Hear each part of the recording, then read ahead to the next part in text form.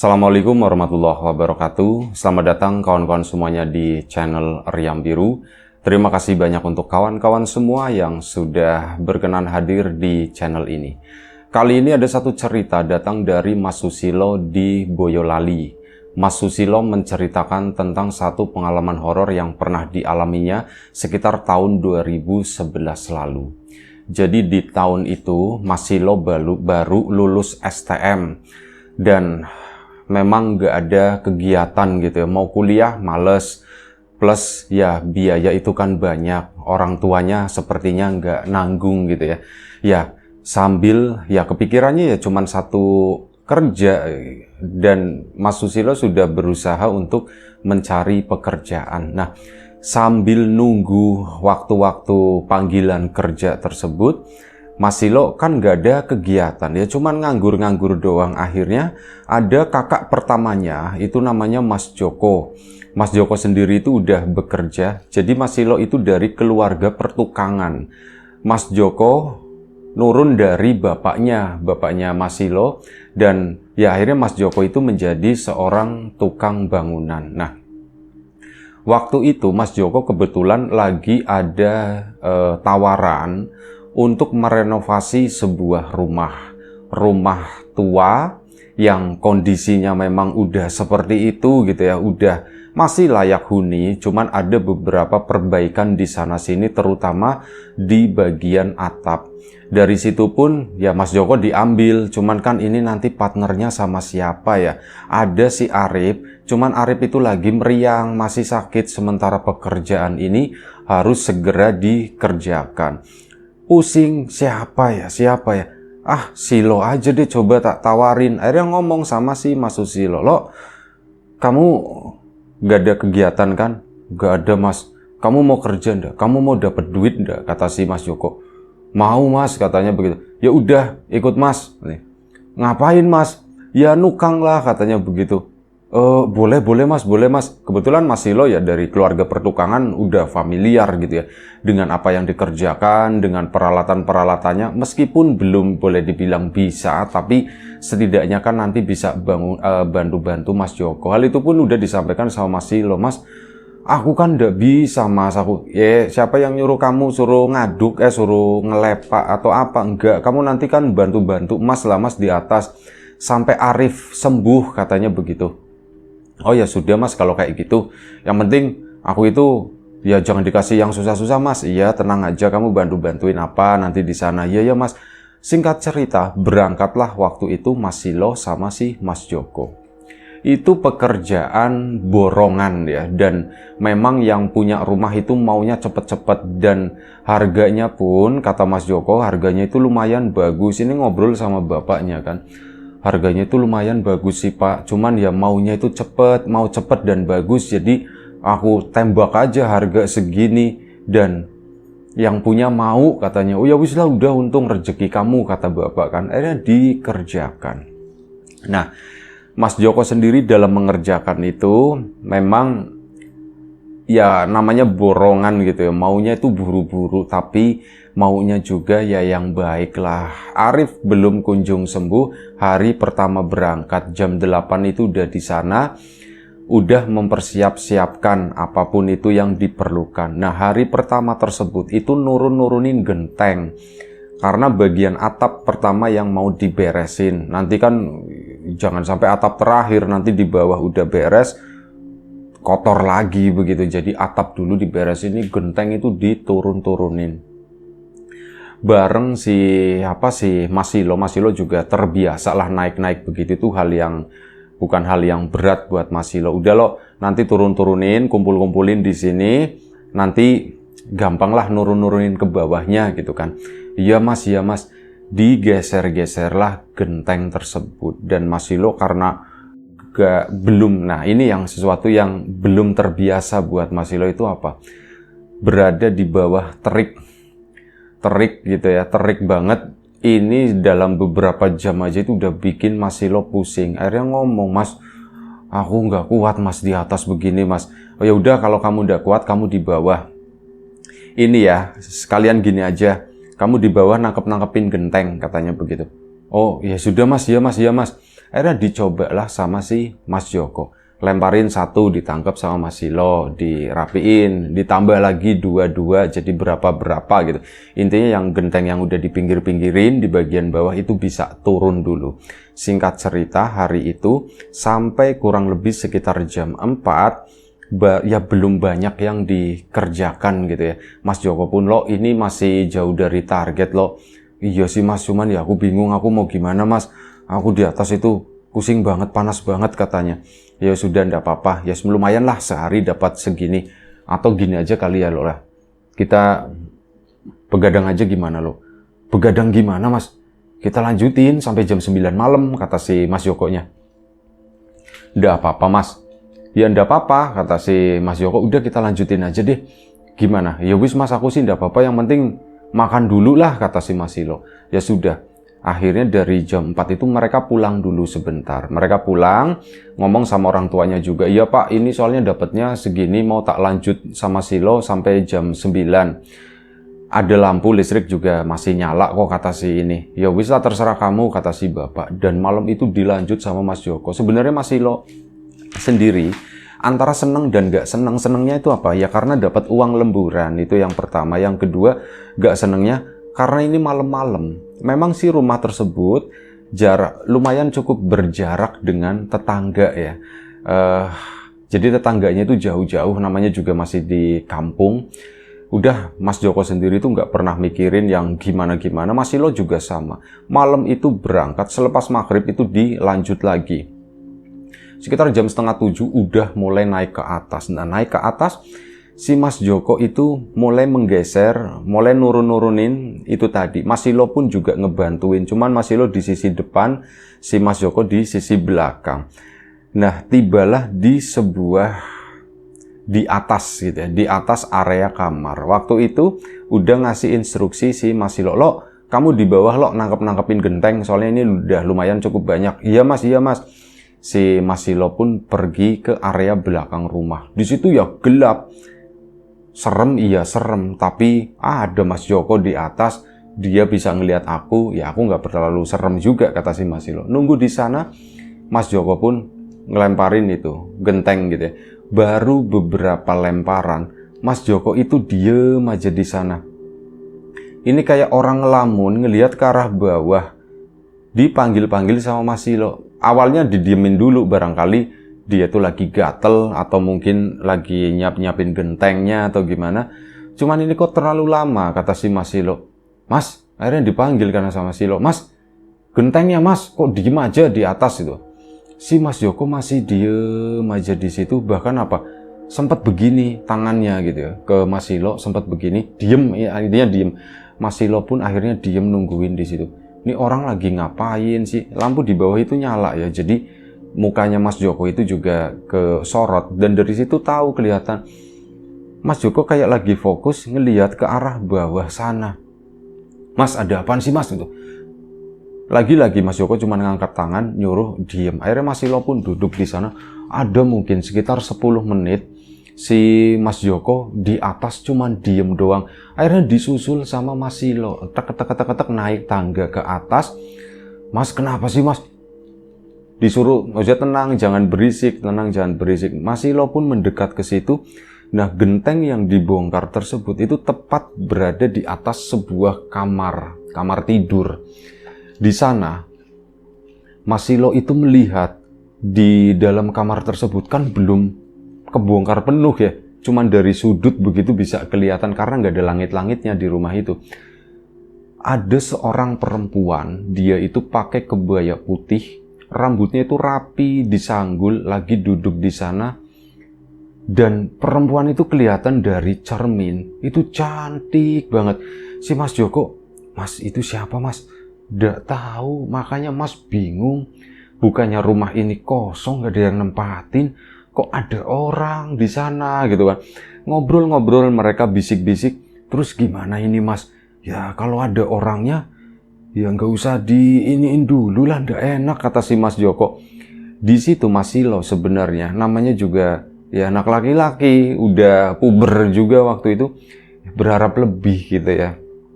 Apa yang dilihat di bawah sana, tapi ternyata enggak. Perempuan itu berdiri cuman bolak-balik nanti ngacak lagi, nanti tiduran di atas kasur. Mungkin udah terlalu lama, sekitar setengah jam. Akhirnya Mas Joko pun memutuskan, udah lo turun. Akhirnya mereka pun turun kan. Turunlah mereka.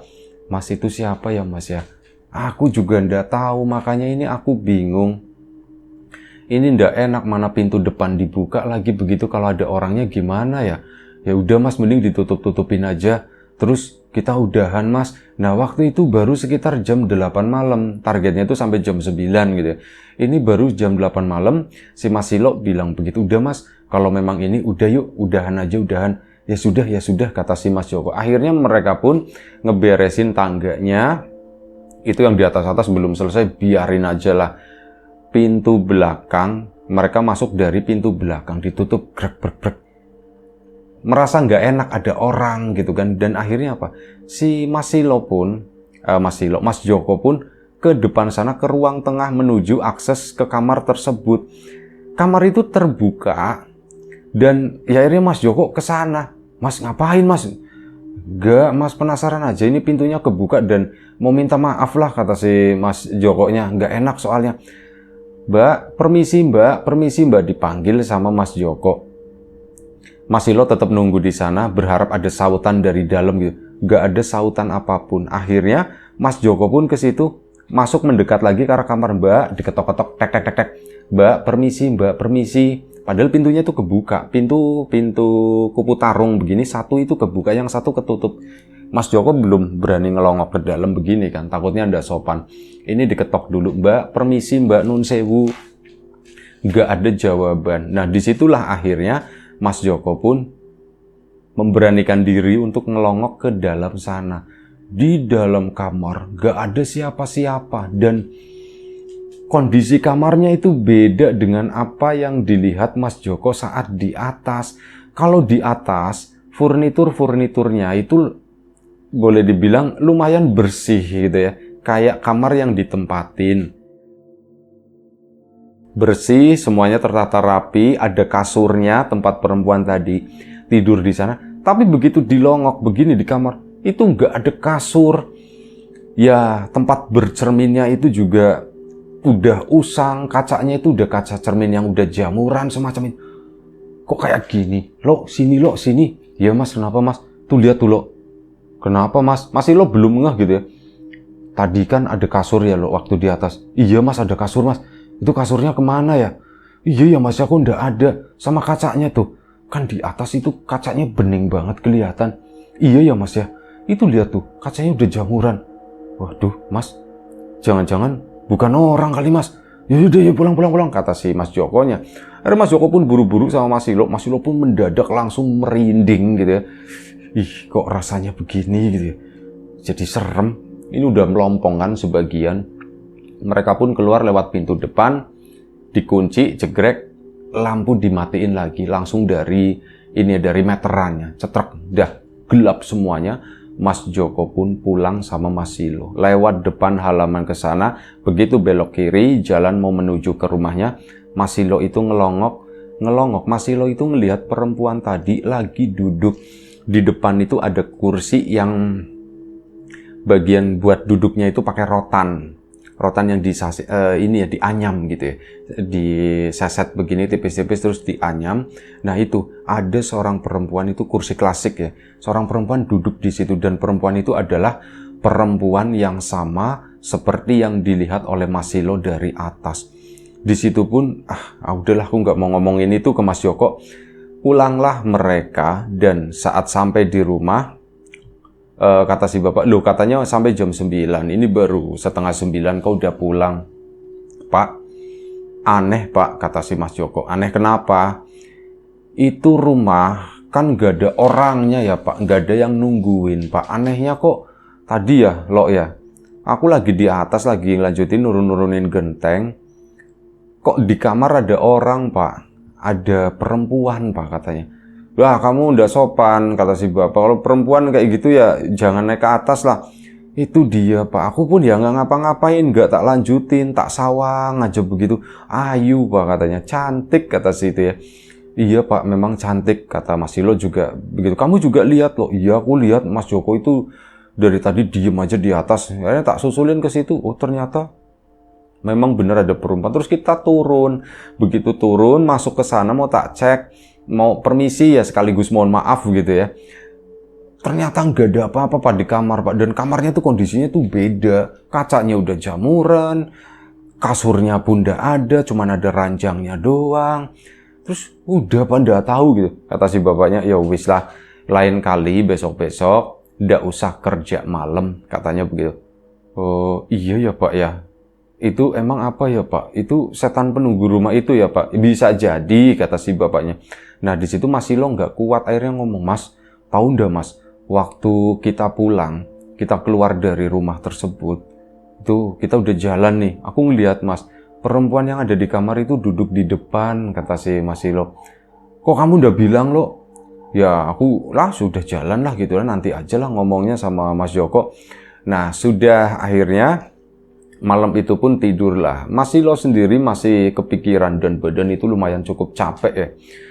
Jarang bekerja berat semacam itu. Hari itu tuh bener-bener hari yang berat badan itu.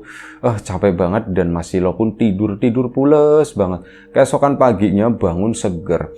Berangkat lagi ke sana melanjutkan nurun-nurunin genteng. Nah hari itu nurun-nurunin genteng. Dilongok lagi di kamar tersebut yang nggak ada apa-apa. Itu memang kondisi semestinya. Dan listrik nggak dinyalain ya waktu itu ya. Karena siang hari. Semua udah diturunin, singkat cerita. Sampai akhirnya hari itu udah diturunin, ngebener-benerin beberapa bagian. Dan kemudian sore harinya mereka pulang. Dan si Mas Silo coba nanyain ke Mas Joko, Mas nanti malam lembur lagi ndak Mas? Ndak usah, kata si Mas Joko. Udahlah ndak usah, siang aja. Nanti lagian itu kan ada setannya rumah itu, kata si Mas Joko. Oh ya wis Mas, kalau kayak gitu.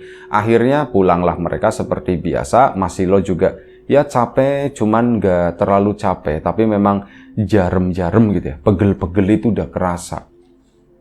Mas Silo pun malam itu main ke rumah temannya. Tetangga lebih tepatnya, depan rumah, beberapa rumah main di situ. Ya ngobrol-ngobrol lah. Nah, lagi ngobrol-ngobrol di sana kan rumah temannya si Mas Silo tadi itu di depannya itu ada pagar rumput ya, pagar hidup dari tanaman. Jadi dari luar itu nggak terlalu terekspos dan di area teras itu juga lampunya dimatikan. Ada sekitar 5 orang ngumpul di sana. Mas Silo itu lagi duduk, kebetulan dia itu duduknya ngadepnya ke depan ke arah jalan. Dia melihat Mas Joko itu jalan sendiri ke sana, ngelewatin rumah itu, ngelewatin Mas Silo. Loh, Mas Joko mau kemana ya malam-malam begini?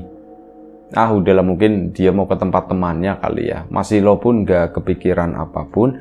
Dia sendiri di sana itu sampai kurang lebih sekitar jam 11 malam. Jam 11 malam aku pulang aku besok mau kerja lagi katanya. Mas Silo pun pulang pamit sama teman-temannya. Sampailah di rumah. Begitu sampai di rumah, ini bapak sama ibunya udah tidur. Ya Mas Silo iseng-iseng ngecek, Mas Joko udah pulang belum ya? Soalnya sendalnya itu udah ada. Kemana ya dia ya? Dicek di kamarnya, belum pulang Mas Joko. Loh, Mas Joko belum pulang, jam segini nanti besok kan kerja. Nanti capek gimana gitu. Itu orang gimana sih? Gak kasihan sama badan, pikirnya si Mas Silo. Akhirnya Mas Silo pun tidur, coba rebahan, sempet tidur sebentar.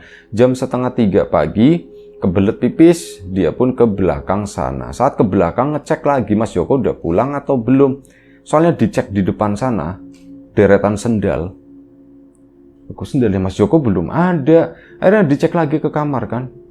Loh, Mas Joko belum pulang. Kemana ya dia ya? Mas Silo pun pengen banget bangunin orang tuanya. Tapi, aduh gimana ya aku bangunin atau enggak ya. Akhirnya apa? Mas Silo masuk ke dalam kamar lagi, baru mau tidur, tapi masih kepikiran Mas Joko itu kemana? Besok pagi kan kerja. Aduh apa besok libur atau gimana? Baru sekitar 10 menit, Mas Silo berusaha untuk tidur lagi, bapaknya itu bangun. Loh, bapak lewat di depan kamar, Mas Silo pun nengok begini. Loh, Joko belum balik. Loh, Joko belum balik. Belum Pak katanya. Loh kemana emangnya dia? Nggak tahu Pak saya Pak. Nggak tahu aku Pak. Tadi sih aku lihat waktu aku di rumahnya si Tono sana, Mas Joko jalan sendirian ke arah situ. Waduh, kata si bapaknya. Waduh, kenapa Pak? Lo ikut bapak yuk, kata sini. Loh Pak, kemana Pak? Mas Ilo kan tadi udah mau tidur, ngantuk, tapi ya udah ikut bapak yuk, ikut bapak. Nyusul Mas Joko, katanya begitu. Loh Pak, udah biarin aja sih Pak gitu. Besok kalau memang capek ya udah libur aja dulu. Bukan masalah itu loh. Ayo yaudah ya ikut bapak, ya ikut bapak. Akhirnya diajaklah si Mas Silo. Dengan ya yang lumayan cukup ngantuk, berjalanlah. Pak, kita mau kemana? Udah ikut aja, kata si bapak. Dan ternyata yang dituju itu adalah rumah yang sedang direnovasi. Loh Pak, kok kesini Pak? Joko siapa tahu ada di dalam sini, kata situ. Loh Pak, Mas Joko ngapain ke dalam sini? Ya bapak juga nggak tahu. Dan memang listriknya itu dinyalain dan gentengnya itu kan udah turun semua ya, belum dinaik-naikin lagi. Ini kok, oh ya mau ganti genteng waktu itu, gentengnya tuh mau diganti, yang lama-lama itu nanti disingkirin, ditumpuk di sana, dikumpulin di suatu tempat. Nah itu lampu nyala. Ayo kita ke sana, kata si bapak. Iya Pak, iya Pak. Akhirnya mereka berdua pun mendekat ke rumah tersebut. Pintu memang gak dikunci ya. Dibuka, jegrek, oh bisa. Akhirnya apa, bapak pun masuk ke dalam. Pak, ini udah apa-apa Pak, malam-malam begini. Ya udah apa-apa lo. Nah akhirnya apa sih, bapak pun kamarnya di mana, nanyakan sama Silo. Itu Pak, kamar sebelah kiri kalau dari depan. Bapak masuk ke sana, ke dalam kamar tersebut. Kamar itu nutup. Dan di sana akhirnya apa, sama bapak, pintunya kan dibuka, memang gak dikunci. Ya bapak kaget juga, Joko itu lagi tidur di kamar tersebut tanpa kasur, cuman di ranjangnya doang di situ. Itu tidur begini gitu kan. Si Mas Silo kan kaget, Pak, itu Mas Joko ngapain di sana? Udah bangunin katanya. Joko gitu. Mas, bangun Mas, bangun Mas. Dibangunin nggak bangun-bangun sampai 10 menit. Ya Mas Silo udah kepikiran, Pak, ini masih nafas kan Mas Joko? Masih. Cuman ya beginilah. Aduh gimana ya, kata si bapak. Lo, kamu panggil Wak Diman ya, katanya. Iya Pak. Ngapain Pak? Udah kamu bangunin aja Wak Diman, suruh kesini. Iya Pak. Mas Silo pun ke sana, pulang akhirnya setengah lari ya, menuju ke rumahnya Wak Diman yang memang nggak terlalu jauh. Diketok-ketok, yang bangun istrinya. Apa lo malam-malam pagi-pagi begini ngetok-ngetok? Udah diomelin duluan.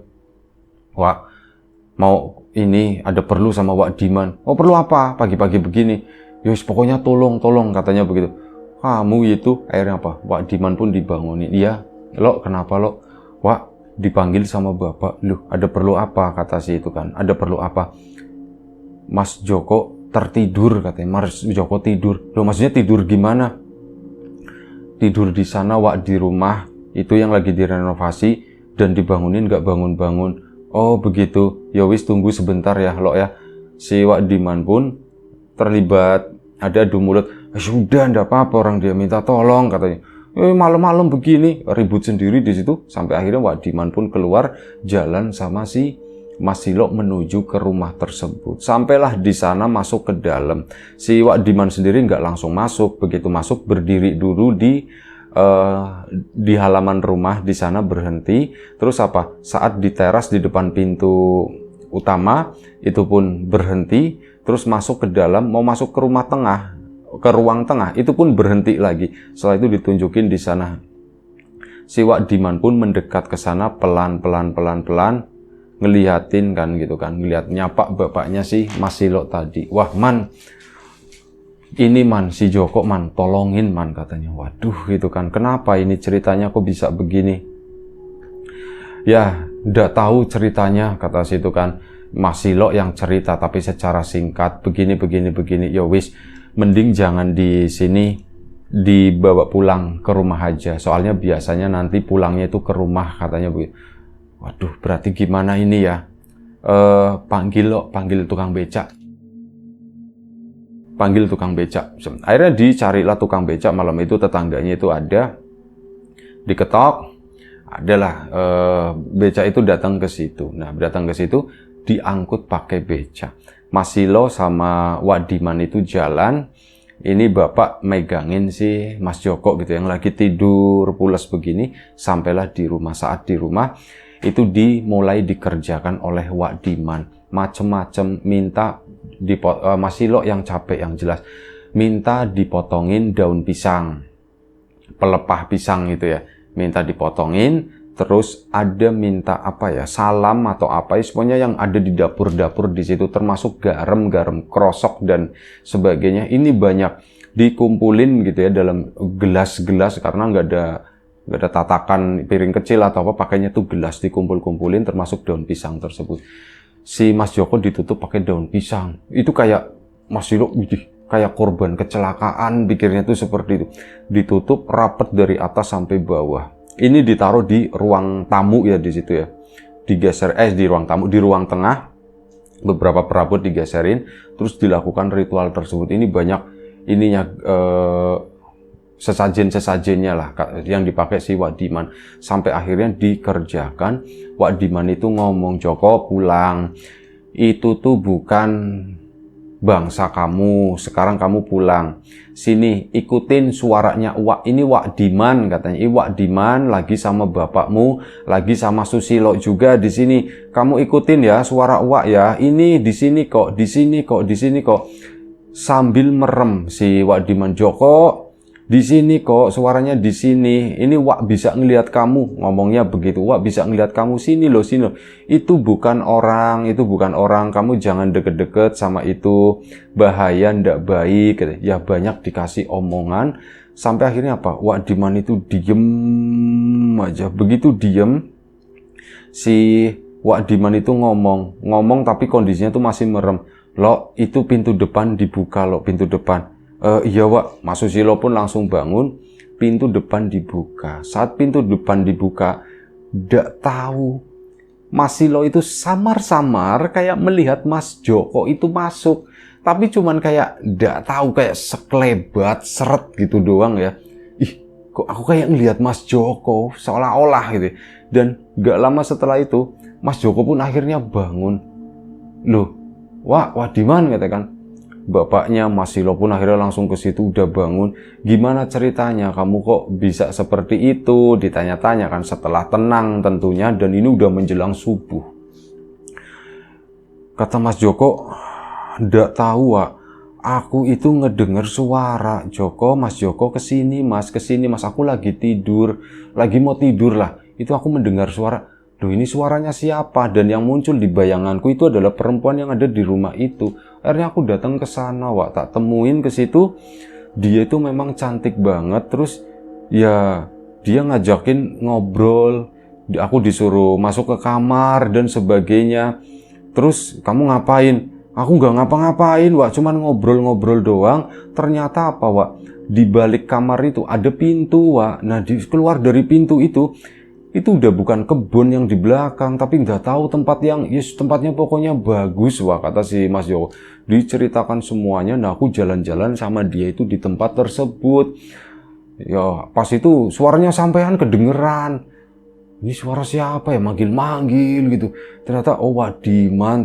Nah, dari Wak Diman, ya udah, akhirnya aku ikutin omongannya Wak. Aku pun balik nyari gitu, nyari pintunya dulu di mana. Sebenarnya ndak boleh, kata situ. "Kamu udah ndak usah pulang lagi, di sini aja," kata situ kan. Akhirnya udah, Mas Joko pun pulang dan proyek tersebut tetap dikerjakan. Dan akhirnya apa? Melibatkan si Mas Arif. Akhirnya bertiga gitu ya. Mas Arif pun diceritain begini-begini, dititipin Mas Joko supaya nggak gimana-gimana. Dan alhamdulillah proyeknya itu selesai sesuai dengan target waktu yang ditargetkan. Itu aja. Terima kasih banyak Mas Silo ceritanya. Kawan-kawan di rumah juga terima kasih banyak atas support dan dukungannya apapun itu. Kawan-kawan subscriber, kawan-kawan membership, kawan-kawan yang udah kasih support dalam bentuk super thanks ke Riam Biru. Kawan-kawan yang udah ngasih like, udah nge-share ke yang lainnya. Kawan-kawan yang udah ninggalin komentar juga terima kasih banyak. Doa terbaik dari kamu untuk kawan-kawan semuanya. Sampai jumpa di episode selanjutnya. Riam Biru, jaga kesehatan kawan-kawan. Assalamualaikum warahmatullahi wabarakatuh.